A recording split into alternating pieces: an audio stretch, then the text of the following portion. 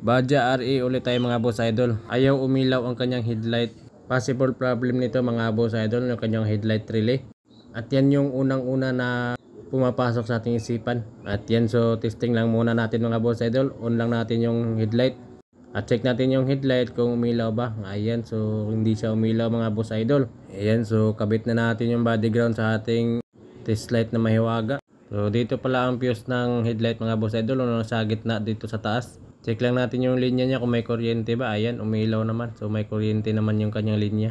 Tips ko pala sa inyo mga boss idol, no, huwag muna kayong bumili ng headlight relay. Baka hindi sa headlight relay ang problema dito. So ayan mga boss idol, tinanggal ko na yung kanyang socket at i-direct lang natin to. So ayan mga boss idol, gumamit pala ako ng circlip dito para ma-direct natin yung kanyang linya kung iilaw ba siya. Check na rin natin yung headlight kung umilaw na ba. So dito mga boss idol, nakikita natin na umilaw yung headlight pag naka-direct siya. So ibig sabihin may kuryente yung ibang linya dito sa kanyang socket. Next naman ay gagamit tayo ng test light at i-check natin yung positive na linya galing sa kanyang fuse box. So ayan mga boss idol, no, tinusok ko na ng test light so hindi siya umiilaw. Ibig sabihin dito mga boss idol, walang dumadaloy na kuryente dito. Ayan, so proceed tayo dito sa mga socket mga boss idol. Pero bago yan, ikabit lang muna natin yung socket dito sa kanyang headlight relay. Sa pag-check naman ng mga socket mga boss idol, no, tusukin lang natin ng test light yung magkabilaang linya kung meron bang dumadaloy na kuryente. Tulad dito mga boss idol, magkabilaan yung ginagawa ko. At yan mga boss idol, no, na-check na natin yung unang socket na ginamitan natin ng test light. At proceed naman tayo sa ibang socket. Ganun lang din ulit gawin natin mga boss idol. I-check lang natin yung linya magkabilaan.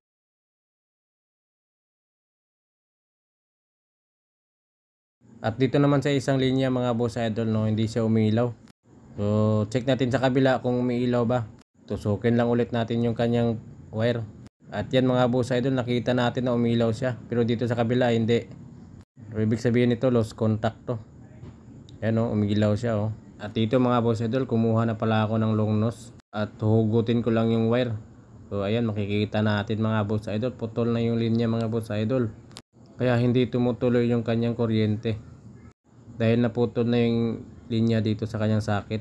At yan mga boss idol, kumuha na ako ng anti-rust para malagyan natin ng anti-rust yung mga socket. Hugutin lang natin itong mga socket dito mga boss idol. Makikita natin dito mga boss idol, no, nagkukulay green na ang pin at mga wire dito sa kanyang socket na siyang naging dahilan upang maging marupok yung mga pin at wire.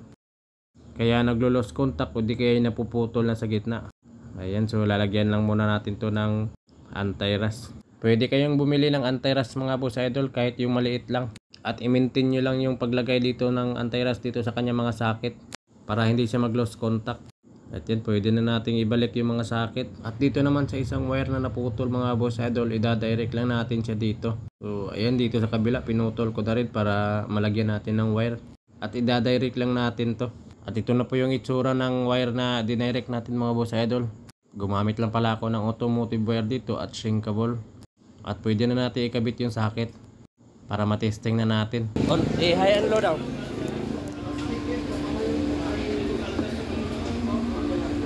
At yan mga boss idol, solve na yung problema natin dito sa kanyang headlight. Pa-like and share na rin mga boss idol para may idea naman yung ibang kabadjeds natin na gustong mag-DIY. Salamat po mga boss idol.